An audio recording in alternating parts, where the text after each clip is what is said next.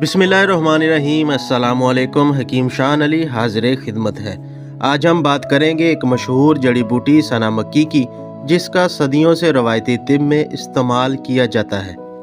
सना मक्की क्या है? सना मक्की एक कुदरती जड़ी बूटी है जिसके पत्ते और फलियां रवायती तौर पर आंतों की हरकत को बेहतर बनाने के लिए इस्तेमाल किए जाते हैं। सना मक्की कब्ज़ की सूरत में आंतों की हरकत में मदद देती है।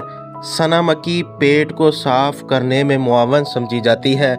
सना मक्की आंतों में मौजूद फजलात के अखराज में मदद दे सकती है। सना मक्की कब्ज़ की वजह से होने वाली बेआरामी के लिए मुफीद समझी जाती है। सना मक्की पेट के भारीपन में कमी करने में मदद देती है और कब्ज़ की वजह से होने वाली गैस और अफारा को कम करने में मदद देती है।